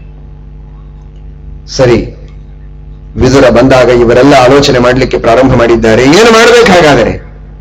ನಾನಂತೂ ಬದುಕುವುದಕ್ಕೆ ಸಾಧ್ಯ ಇಲ್ಲ ಅಂತ ದುರ್ಯೋಧನ ಹೇಳ್ತಾನೆ. ವಿಷ ತೆಗೆದುಕೊಳ್ತೇನೆ, ಇಲ್ಲ ಪಾಶದಿಂದ ಕಟ್ಟುಕೊಂಡು ಸಾಯ್ತೇನೆ, ಯಾವುದೇ ರೀತಿಯಿಂದ ನಾನು ಪ್ರಾಣವನ್ನು ಬಿಡಲು ಸಿದ್ಧ.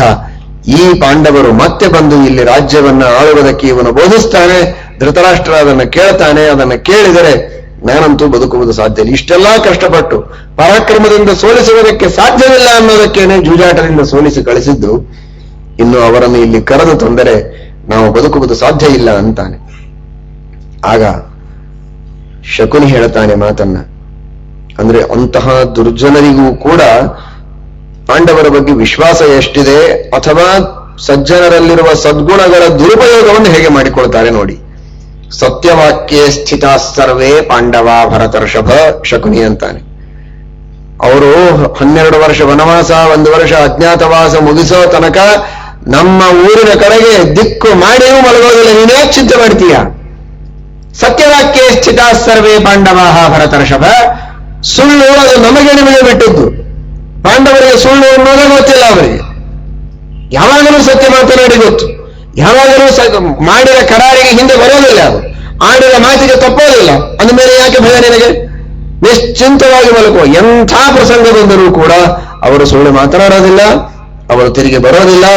ನೀನು ನಿಶ್ಚಿಂತವಾಗಿರು. ವಿದುರ ಬರಲಿ, ಬೇಕಾದ್ದು ಉಪದೇಶ ಮಾಡಲಿ, ಧೃತರಾಷ್ಟ್ರನೇ ಹೋಗಿ ವೈಭವದಿಂದ ಕರೆದುಕೊಂಡು ಬರ್ತೇನೆ ಅಂತ ಎಲ್ಲಾ ಚತುರಂಗಿಣಿ ಸೇನೆಯನ್ನು ತೆಗೆದುಕೊಂಡು ಹೋಗಿ ನಿಂತರೂ ಅವರೇನು ತಿರುಗಿ ಬರೋದಿಲ್ಲ. ಯಾಕೆ ಕಾಳಜಿ ಮಾಡ್ತೀಯ?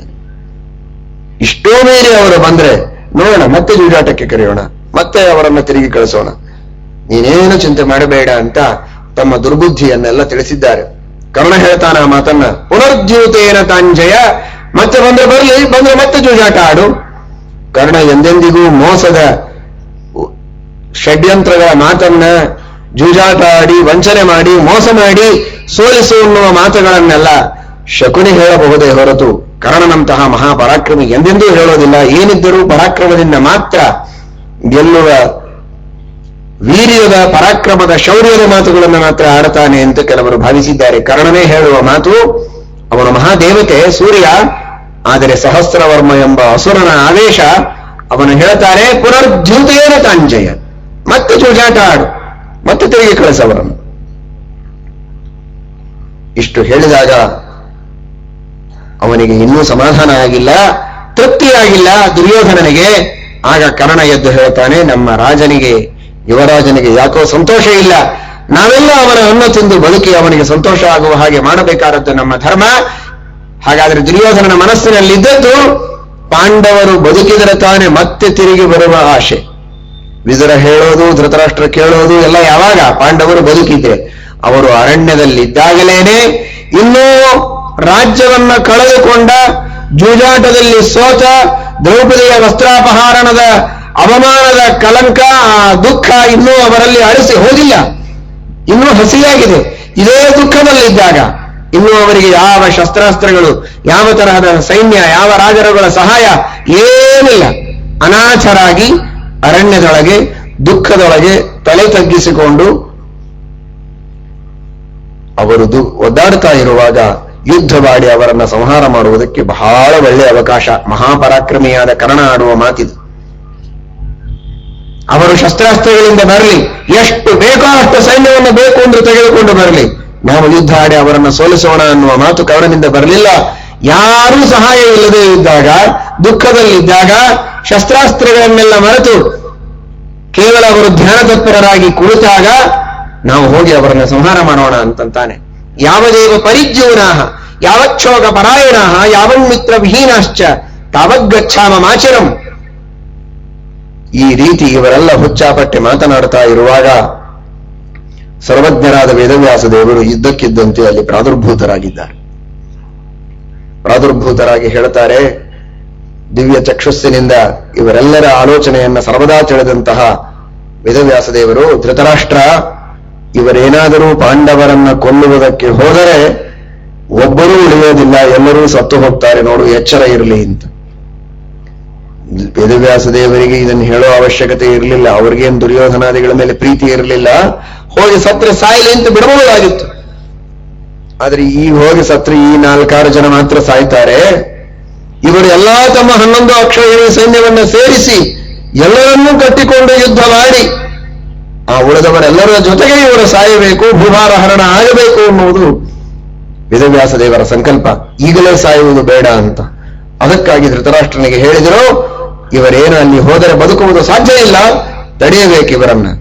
ತಮ್ಮ ಬಾಹುಬಲದಿಂದ ಭೀಮಾರ್ಜುನರು ಇಬ್ಬರೇ ಸಾಕು ಇವರೆಲ್ಲರನ್ನು ಸಂಹಾರ ಮಾಡುವುದಕ್ಕಾಗಿ. ಧೃತರಾಷ್ಟ್ರ ಮಕ್ಕಳ ಮೇಲಿನ ಸ್ನೇಹದಿಂದ ವೇದವ್ಯಾಸ ದೇವರು ಬಂದು ಹೇಳಿದಾಗಲೂ ಮಾತನ್ನು ಕೇಳಲಿಲ್ಲ. ಎಷ್ಟೋ ಜನ ಹೇಳ್ತಿರ್ತಾರೆ, ಇಷ್ಟೆಲ್ಲ ಕಷ್ಟಪಡ್ತೀರಲ್ಲ, ನೀವೆಷ್ಟು ಉಪನ್ಯಾಸ ಮಾಡ್ತೀರಿ, ನಮಗೆಷ್ಟು ವ್ರತ ನಿಯಮಗಳನ್ನ ಮಾಡುವುದಕ್ಕೆ ಹೇಳ್ತೀರಿ, ಏನ್ ಕಷ್ಟ, ಇದೆಲ್ಲ ಬಹಳ ಶ್ರಮ. ದೇವರು ಯಾಕೆ ಹೀಗೆ ನಮ್ಮನ್ನ ಕಷ್ಟಪಡಿಸ್ತಾನೆ? ತಾನೇ ಪ್ರತ್ಯಕ್ಷನಾಗಿ ದೇವರು ನಮ್ಮ ಕಣ್ಣು ಮುಂದೆ ಇದ್ಬಿಟ್ಟಿದ್ರೆ ಯಾವ ಸಮಸ್ಯೆನೇ ಇರ್ತಿರ್ಲಿಲ್ಲ. ಈಗ ನಮಗೆ ದೇವರು ಕಾಣಿಸೋದಿಲ್ಲ ಅಂತ ಇಷ್ಟೆಲ್ಲ ಸಮಸ್ಯೆ ಇದೆ ಅಂತ ಹೀಗೆ ನಾನಾ ರೀತಿಯ ತಪ್ಪಿಸಿಕೊಳ್ಳುವ ದಾರಿಗಳು ಅನೇಕ. ದೇವರು ಪ್ರತ್ಯಕ್ಷವಾಗಿ ಬಂದು ಬಿಟ್ಟಿದ್ರೆ ನಾವು ವ್ಯವಸ್ಥಿತವಾಗಿ ಎಲ್ಲಾ ಧರ್ಮ ಕರ್ಮಗಳನ್ನು ಮಾಡ್ತಾ ಇದ್ವಿ. ಈ ಕಣ್ಣಿಗೆ ಕಾಣೋದಿಲ್ಲ, ನಮಗೆ ನಂಬಿಕೆ ಇಲ್ಲ, ವಿಶ್ವಾಸ ಇಲ್ಲ. ಕಣ್ಣಿಗೆ ಕಂಡವರ ಹಣೆ ಬರಹ ಏನು ನೋಡಿ. ಪ್ರತ್ಯಕ್ಷವಾಗಿ ವೇದವ್ಯಾಸ ದೇವರು ಬಂದು ಹೇಳ್ತಾ ಇದ್ದಾರೆ ಧೃತರಾಷ್ಟ್ರನಿಗೆ. ಧೃತರಾಷ್ಟ್ರ ಅಂತಾನೆ, ನನ್ನ ಮಕ್ಕಳ ಮೇಲಿನ ಮೋಹದಿಂದ ಸ್ನೇಹದಿಂದ ನಾನು ಬದ್ಧನಾಗಿದ್ದೇನೆ, ನಿಮ್ಮ ಮಾತುಗಳನ್ನ ಕೇಳುವ ಸ್ಥಿತಿಯಲ್ಲಿ ನಾನಿಲ್ಲ. ನಿಮಗೇನಾದರೂ ಉಪದೇಶ ಮಾಡಬೇಕು ಅಂತ ಇದ್ದರೆ ದುರ್ಯೋಧನನಿಗೆ ಉಪದೇಶ ಮಾಡಿ, ಅವನಿಗೆ ಸದ್ಬುದ್ಧಿ ಬರುವಂತೆ ಮಾಡಿ. ದುರ್ಯೋಧನ ನಿಮ್ಮ ಮಾತನ್ನು ಕೇಳಿದರೆ ನಂದೇನು ಅಭ್ಯಂತರ ಇಲ್ಲ, ನಾನು ದುರ್ಯೋಧನ ಹೇಳಿದಂತೆ ಕೇಳುವ. ನೀವು ಹೇಳಿದಂತೆ ದುರ್ಯೋಧನ ಕೇಳೋದಾದರೆ ಆಗ ನಾವು ದುರ್ಯೋಧನನ ಮಾತನ್ನು ಒಪ್ತೇನೆ ಅಂತ ಧೃತರಾಷ್ಟ್ರ ತಪ್ಪಿಸಿಕೊಂಡಿದ್ದಾನೆ. ವೇದವ್ಯಾಸ ದೇವರು ನಾನು ದುರ್ಯೋಧನನಿಗೆ ಹೇಳೋದಿಲ್ಲ ಅಂತ. ಮೈತ್ರೇಯರು ಬಂದು ನಿನಗೆ ಹೇಳ್ತಾರೆ ಇದೇ ಮಾತನ್ನ. ಆಗಲೂ ದುರ್ಯೋಧನ ಕೇಳದೇ ಇದ್ದರೆ ಮೈತ್ರೇಯರು ಶಾಪವನ್ನು ಕೊಟ್ಟು ಹೋಗ್ತಾರೆ ಅಂತ ಭವಿಷ್ಯವನ್ನು ಹೇಳಿ ವೇದವ್ಯಾಸ ದೇವರು ಅದೃಶ್ಯರಾಗ್ತಾರೆ. ಮೈತ್ರೇಯರು ಬರ್ತಾರೆ, ಬಂದು ಧೃತರಾಷ್ಟ್ರನಿಗೆ ಇದೇ ಉಪದೇಶವನ್ನು ಮಾಡುತ್ತಾರೆ. ದುರ್ಯೋಧನನನ್ನೂ ಕೂಡಿಸಿಕೊಂಡು ಹೇಳ್ತಾರೆ. ದುರ್ಯೋಧನ ಇವರ ಕಡೆಗೆ ಮುಖಾನೇ ಎತ್ತಿ ನೋಡೋದಿಲ್ಲ, ಮಾತುಗಳನ್ನ ಪಾಲಿಸುವುದರಲ್ಲಿ ಕಿವಿಯಿಂದ ಕೇಳಲಿಕ್ಕೂ ತಯಾರಾಗೋದಿಲ್ಲ. ಎಲ್ಲಿಯೋ ನೋಡ್ತಾ ನೆಲವನ್ನ ಕೆದರ್ತಾ ನಿಂತಾಗ ಬಹಳ ಕೋಪ ಬರ್ತದೆ.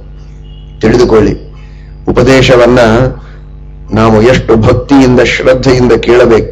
ಪುರಾಣ ಶ್ರವಣಗಳನ್ನ ಮಾಡುವುದಕ್ಕೆ ಸ್ಕಂದ ಪುರಾಣದಲ್ಲಿ ಎಷ್ಟು ನಿಯಮಗಳನ್ನು ಹೇಳಿದ್ದಾರೆ. ಶ್ರದ್ಧೆಯಿಂದ ಕೇಳಬೇಕು, ಭಕ್ತಿಯಿಂದ ಕೇಳಬೇಕು, ವಿಶ್ವಾಸದಿಂದ.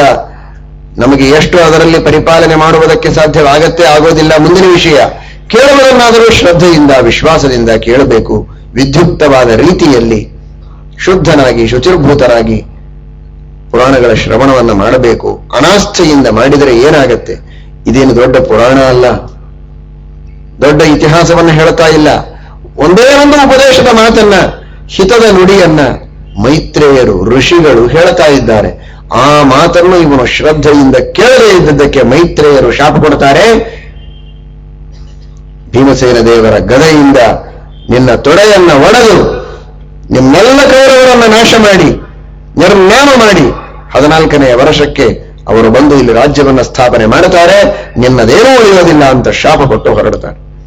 ಒಬ್ಬ ಋಷಿಗಳು ತಮ್ಮ ಮಾತಿಗೆ ಬೆಲೆ ಕೊಡದೇ ಇದ್ದದ್ದಕ್ಕೆ ಈ ರೀತಿ ಶಾಪವನ್ನ ನೀಡಿದ್ದಾದರೆ ಸಾಕ್ಷಾತ್ ಸರ್ವೋತ್ತಮನಾದ ಶ್ರೀಹರಿಯ ನಾರಾಯಣನ ಆದೇಶದಂತೆ ಇರುವ ಇತಿಹಾಸ ಪುರಾಣಗಳ ವಚನಗಳನ್ನು ವೇದಗಳನ್ನು ನಾವು ಶ್ರದ್ಧೆಯಿಂದ ಕೇಳದೇ ಇದ್ರೆ, ಶಾಸ್ತ್ರಗಳ ಪ್ರವಚನ ಪಾಠ ಪಾರಾಯಣಗಳು ನಡೆದಾಗ ನಾವು ಅದನ್ನು ಆಲಿಸದೆ ತಿರಸ್ಕಾರ ಮಾಡಿದರೆ ದೇವರು ನಮಗೆ ಶಿಕ್ಷೆ ಕೊಡದೇ ಇರ್ತಾನೆಯೇ?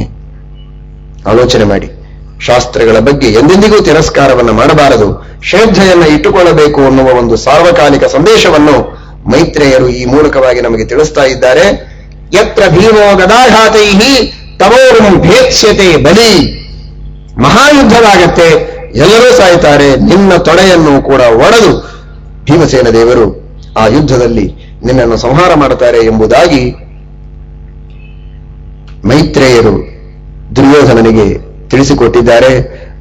ಜೊತೆಗೆ ಹೇಳ್ತಾರೆ, ಕಿರ್ಮೀರ, ಜರಾಸಂಧ, ಬಕಾಸುರ, ಹಿಡಿಂಬಾಸುರ ಇಂಥವರನ್ನೆಲ್ಲ ಅತ್ಯಂತ ಅನಾಯಾಸವಾಗಿ ಸಂಹಾರ ಮಾಡಿದಂತಹ ಭೀಮಸೇನ ದೇವರ ಬಲದ ಮುಂದೆ ನಿನ್ನ ಬಲ ಏನು?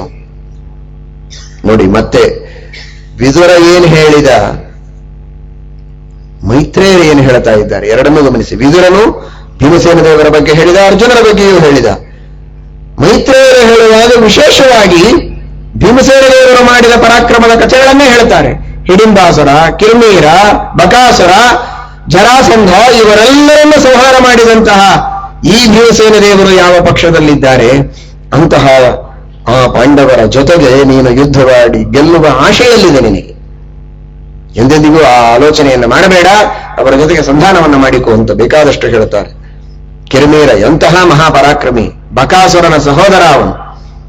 ಬಕಾಸುರನನ್ನ ಸಂಹಾರ ಮಾಡಿದ ಸಿಟ್ಟು, ಅದಕ್ಕಾಗಿ ಭೀಮಸೇನ ದೇವರನ್ನು ಹುಡುಕ್ತಾ ಇದ್ದ ಅವನು. ಪಾಂಡವರನ್ನ ಕಂಡು ನೀವು ಯಾರು ಅಂತ ಕೇಳ್ತಾನೆ. ಯುಧಿಷ್ಠಿರ ಅತ್ಯಂತ ಸತ್ಯವಾಕ್ಯವನ್ನ ಮಾತನಾಡುವ ಪ್ರಾಮಾಣಿಕ ವ್ಯಕ್ತಿ. ತನ್ನ ಎಲ್ಲಾ ಕಥೆಯನ್ನು ಹೇಳ್ತಾರೆ. ನಾವು ಹೀಗೆ, ನಾನು ಯಮಧರ್ಮರಾಜ, ಇವನು ಭೀಮಸೇನ, ಇವನು ಅರ್ಜುನ, ಇವನು ನಕುಲ, ಸಹದೇವ ಅಂತ ಹೇಳಿದ ಕ್ಷಣಕ್ಕೆ ಬಕಾಸುರನಿಗೆ ಭಾರೀ ಕೋಪ ಬರ್ತದೆ. ಈ ಭೀಮಸೇನ ದೇವರಿಗಾಗೇನೆ ನಾನು ಕಾಯ್ತಾ ಇದ್ದೆ ಇಷ್ಟು ದಿವಸ. ನನ್ನ ಸಹೋದರನಾದ ಬಕಾಸುರನನ್ನ ಸಂಹಾರ ಮಾಡಿದವರು ಇವರನ್ನು ಸಂಹಾರ ಮಾಡ್ತೇನೆ ಅಂತ ತನ್ನ ವಿಕೃತವಾದ ಘೋರವಾದ ಭಯಾನಕವಾದ ರಾಕ್ಷಸ ರೂಪವನ್ನು ತೆಗೆದುಕೊಂಡು ಇವರ ಜೊತೆಗೆ ಯುದ್ಧಕ್ಕೆ ಬಂದರೆ ಆ ಅರಣ್ಯದಲ್ಲಿದ್ದ ಎಲ್ಲ ವೃಕ್ಷಗಳನ್ನೆಲ್ಲ ಕಿತ್ತೆಸೆದು ಯುದ್ಧವಾಡಿದ್ದಾರೆ. ಅಂತಹ ವೃಕ್ಷಗಳನ್ನ ಒಬ್ಬರಿಗೊಬ್ಬರು ಕಿತ್ತಿ ಎಸೆದರೆ ಇಡೀ ವನ ಖಾಲಿ ಆಯಿತು ಅಂತ ವರ್ಣನೆ ಮಾಡುತ್ತಾರೆ. ಅಂತಹ ಘನಘೋರವಾದ ಯುದ್ಧವಾಗಿದೆ. ಹಿಡಿಂಬಾಸುರನ ಜೊತೆಗೂ ಹೀಗೆ ಯುದ್ಧವನ್ನು ಮಾಡಿರುತ್ತಾರೆ. ಅಂತಹ ಘೋರವಾದ ಯುದ್ಧದಲ್ಲಿ ಕೊನೆಗೆ ಆ ಕಿರ್ಮೀರನನ್ನ ಸಂಹಾರ ಮಾಡಿ ಭೀಮಸೇನ ದೇವರು ತಮ್ಮ ಮಹಾಪರಾಕ್ರಮವನ್ನು ತೋರಿಸಿದ್ದಾರೆ. ಅಂತಹ ಭೀಮಸೇನ ದೇವರ ಜೊತೆಗೆ ಈ ಕಥೆಯನ್ನ ಮೈತ್ರೇಯರು ತಾವು ಹೇಳೋದಿಲ್ಲ. ಅವರಿಗೆ ಸಿಟ್ಟು ಬಂದು ಹೋಗಿ ವಿದುರ ಬಂದು ನಿನಗೆಲ್ಲ ಕಥೆಯನ್ನು ಹೇಳ್ತಾನೆ, ನನ್ನ ಮಾತಿಗೆ ನೀನು ಬೆಲೆ ಕೊಟ್ಟಿಲ್ಲ, ಹೆಚ್ಚಿನ ಮಾತುಗಳನ್ನು ನಾನು ಆಡೋದಿಲ್ಲ ಅಂತ ಹೊರಟು ಹೋಗ್ತಾರೆ. ವಿದುರ ಬಂದು ಕಿರ್ಮೀರ ವಧದ ವೃತ್ತಾಂತವನ್ನು ವಿಸ್ತಾರವಾಗಿ ವರ್ಣನೆ ಮಾಡಿದಾಗ ದುರ್ಯೋಧನನ ಮನಸ್ಸಿನಲ್ಲಿ ಬಹಳ ಭಯ, ಧೃತರಾಷ್ಟ್ರನಿಗೂ ಬಹಳ ಭಯ ಆಗಿದೆ. ಹೇಗೆ ಪಾಂಡವರನ್ನ ಗೆಲ್ಲೋದು, ಅವರ ವಿರೋಧವನ್ನ ಕಟ್ಟಿಕೊಳ್ಳೋದು. ಆದರೆ ಸಂಧಾನ ಮಾಡಬೇಕು ಅನ್ನುವ ವಿವೇಕ ಮಾತ್ರ ಬರ್ತಾ ಇಲ್ಲ. ಆದರೆ ವಿರೋಧವನ್ನ ಹೇಗೆ ಮಾಡಬೇಕು ಅನ್ನುವ ಆಲೋಚನೆಯಲ್ಲಿ ಭಯಗ್ರಸ್ತರಾಗಿದ್ದಾರೆ. ಶ್ರೀಮದ್ ಆನಂದ ತೀರ್ಥ ಭಗವತ್ಪಾದಾಚಾರ್ಯರು ತಿಳಿಸುವಂತೆ ಕ್ಷೇಮಾಯನೋ ಭವತಿವೋ ಬಲವದ್ವಿರೋಧ. ಬಲಿಷ್ಠರು, ಜ್ಞಾನಿಗಳು, ಭಗವದ್ಭಕ್ತರು, ಧರ್ಮನಿಷ್ಠರು ಅಂಥವರ ವಿರೋಧ ಮೊದಲು ನಮಗೆ ಸುಖ ಅಂತನಿಸಿದರು ಅದು ಕೊನೆವರೆಗೆ ಸುಖ ಅಲ್ಲ. ಅದರಿಂದ ನಮಗೆ ಕ್ಷೇಮ ಆಗೋದಿಲ್ಲ. ಎಂದೆಂದಿಗೂ ದೊಡ್ಡವರ, ಧರ್ಮನಿಷ್ಠರಾದವರ, ಭಗವದ್ಭಕ್ತರ ವಿರೋಧವನ್ನು ನಾವು ಮಾಡಬಾರದು ಎಂಬ ಸಂದೇಶವನ್ನ ಮಹಾಭಾರತ ನಮಗೆ ನೀಡುತ್ತಾ ಇದೆ. ಶ್ರೀಕೃಷ್ಣಾರ್ಪಣ.